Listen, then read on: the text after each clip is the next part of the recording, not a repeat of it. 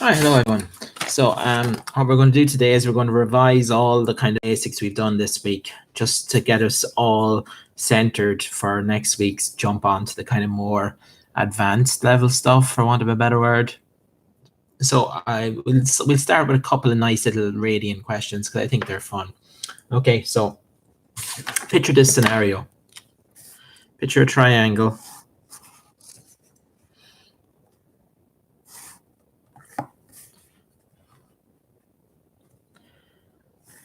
And the triangle is surrounded by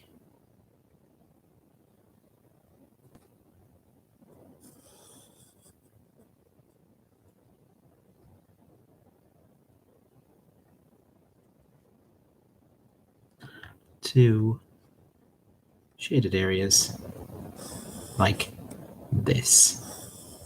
Okay, so you get the idea. I shall shade them. And the question becomes, if these are labeled A, B, C, and this is 6 centimeters,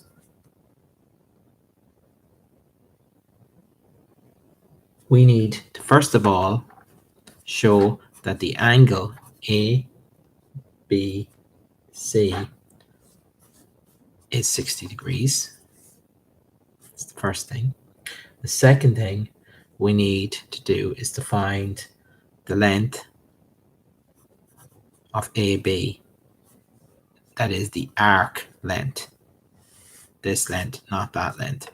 Okay? And the third thing we need to do is find the area of the shaded regions. Okay? So let's think about this for a second. Okay? The information that we're going on is that A is the center on which this arc is subtended, and yeah, okay.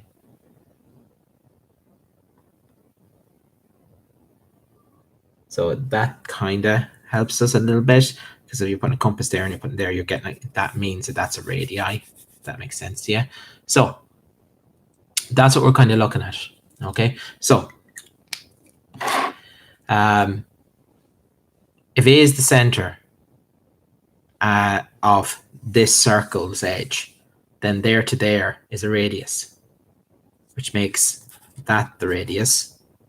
Okay, and vice versa, it also makes that the radius. So if the three sides have the same length in a triangle, then you're dealing with one very special type of triangle, aren't you? You're dealing with an equilateral triangle. So they have to be 60 degrees. So for number one, as all three sides of the triangle are equal, it is a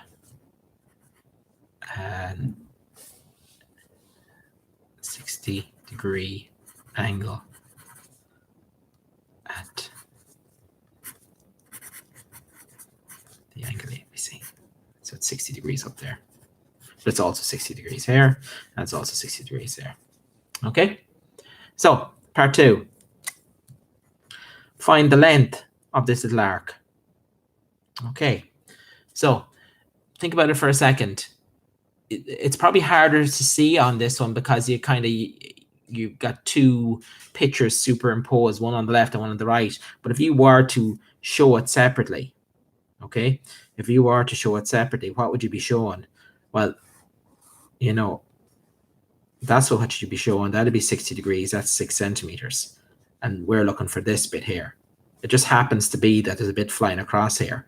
But we're actually looking for that bit there. Okay, so we know how to get this bit. Okay, it's not the length of an arc is going to be 6 by the radian, the theta value. So what's 60 degrees in radians? 60 degrees in radians, pi over 3. So the length is going to be the radius, theta times the radius, which is equal to pi over 3 times 6, which is 6 pi over 3, or 2 pi. So that is that is the length of the arc length. Okay, so that's part 2 done. Part 3, find the area of the shaded regions. Okay, so let's think about this for a second. Getting the area of the sector is pretty easy. We have a formula for that. It's half r squared theta. Okay, the problem is we need to get the area of the triangle as well, don't we? In order to be able to exclude the triangle bit from the circle bit. So we're going to have to do a bit of thinking around this one. This one isn't as straightforward as you kind of like to think, but it is doable. I do think it is doable. Right, so I think that the area, okay, the area of the arc,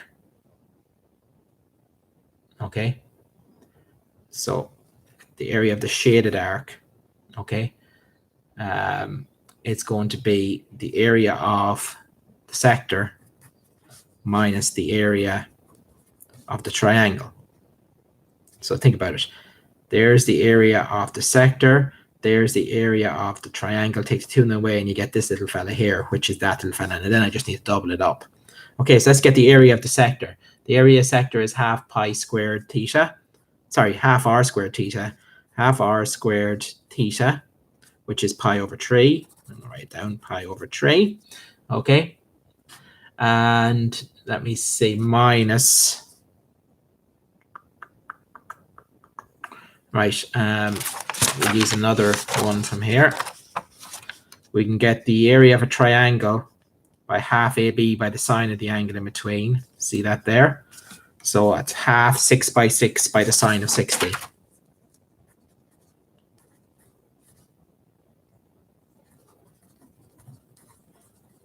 Okay, and then we're just going to, let's double that up, isn't it? And double it. So what we're looking for, I'd say we're going to need some type of answer in surdy forms. It's going to be horrible, but let's try and work it out anyway. So we're going to double up this answer. First of all, before I might and I might not, we'll see. Okay, 36 times a half is 18. That's 6 pi. Okay, this is 6 pi here. 2 outside minus 18 by the sine of 60 degrees. So again, this is where you have to be very, very careful, okay? Because what you're doing here, sine of 60 degrees is, let me see, sine of 60 degrees is root 3 over 2. Okay, so that's going to be half 36, that's 18 times root 3 over 2. So that's 9 root 3. So it's going to be 12 pi minus 18 root 3. That's the answer. Now, you could get an actual answer there. So if they ask you to give it to you in terms of decimal placement, get out your calculator and hope for the best. But because that's an irrational number, it's pointless trying to, that is the answer in centimeters form. Okay, if I try and do that in the calculator, 12 pi minus 18 root 3, you know, it's not a nice answer. You can see that yourself. So I'm better off leaving it at that with just a bracket around to tell them that's the answer. Okay, that is the answer. It's a tough one, that one, isn't it? It's not exactly, and I wouldn't say it's a glamorous one or anything like that, but it's doable. But that's the kind of level you need to be at, and of course you're mixing radians with degrees. So there's another thing that you need to be comfortable enough doing. Okay, so let's try another one. That's a radians one. So we've done that's a few radians ones done. Let's try an sine cos tan type of situation. Okay, here's a nice one. Triangle, bing bang boom. I don't know what, there should really be a name on these type of triangles that are kind of broken up into more triangles. I think when you're in primary school, you're asked how many triangles can you see, you know, and some people say 1 or 2 or 3 or there's 2, you know, that type of way. So anyway, let's put some numbers on this. Y, X, R, and Z, and 13, 12, right angle, and 30 degrees. Okay, and I suppose let's have fun. Find the perimeter of X, Y, Z. I want the perimeter of the triangle. Okay, so how are we going to do it? Well, we just need 2 of the sides, don't we? Okay. Unfortunately, we don't have much information to go on. We do know one side. We can probably find this side easily enough. That'll give us 2 of the sides. And then it's just a matter of trying to work out the third side. Now, if you know your Pythagoras, you'll be able to figure out this one pretty quickly. Okay, 13 squared take away 12 squared, 169. So this one is 5. Okay, I'll show you how I've done that quickly. It's a Pythagoras, it's a Babylonian triplet. So it's you know, it's one that's known. But anyway, I'll show you how we'll take this fella here and we'll find this little piece of the puzzle here. Okay, so I have the longest side. So I have the hypotenuse squared is equal to 12 squared plus YR squared. That means that YR is equal to these subtracted and rooted. So YR is equal to 5. So there we have 5. So we're getting there. Now we have these 3 bits. Now, which one do we want to do next? Maybe we try and get him. Okay, so I see that he, XZ, is a hypotenuse. And I have a reference angle, and I have the side opposite, and I want hypotenuse. So opposite over hypotenuse is sine. The sine of 30 degrees is equal to 12 over XZ. Rearrange and just solve for XZ. XZ is going to be equal to 12 divided by the sine of 30, which I think is 24, but I could be wrong there. 12 divided by the sine of 30. Yeah, I'm right. XZ is 24. So now we have 24. So we have nearly everything. And now I can use another Pythagorean on this one. 24 squared to get RZ. So RZ is going to be equal to the square root of 24 squared minus 12 squared. I think it's 17 or 19 or something like that, or 21 or something crazy like that. Square root of 24 squared minus 12 squared. No, it's not nice. 12 root 3. So it's not nice. 12 root 3. So let's add everything together. The perimeter is the 3 sides added together. So it's 13 plus 24 plus 5 plus 12 root 3. So that's 13 plus 24 plus 5. That's 42 plus 12 root 3. That is the perimeter. Okay, right. That's another nice little one to go playing around with. Okay, so that brings us on to our unit circle, okay, where we kind of left off yesterday, finally. So let's have another go. Let's try a very tricky. So if the tan of an angle is a half, fair enough, okay, find, this is where the kicker is, and the angle is between 270 and 180. Ooh. Find, and this is the tough one, find the sine of the angle. So let's draw our unit circle. Unit circle. Tan of the angle is a half, okay? And the angle is between 180, so it's set down here. It's somewhere in here.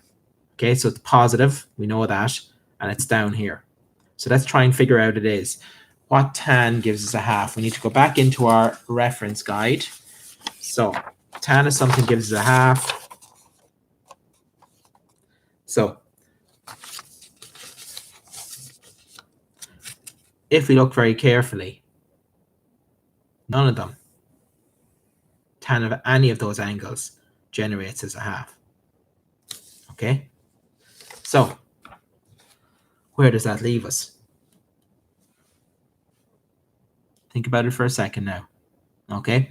So don't kind of just give up on this. It's not there. Where is it? That's really what you're trying to say. Okay? So the tan of the angle is a half. Is there another way of doing this?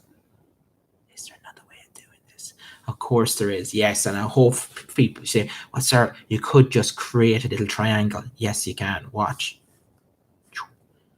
Put that down there. Tan is 1 over, is opposite over, that's the right angle, adjacent.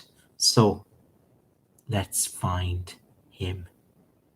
Okay, what is it going to be? It's going to be 1 squared plus 2 squared. That's 5. So that's root 5. So the sine of the angle is going to be 1 over root 5. Okay, you got me so far? So sine of the angle is going to be 1 over root 5, and it's going to be, if it's between there and there, that means it's going to be negative. So the sine of alpha is minus 1 over 5. See that? Isn't that cool? Okay, so that is a tough one. There's very little to go on, and you are really, really, really using your just basic abilities to actually kind of figure out something.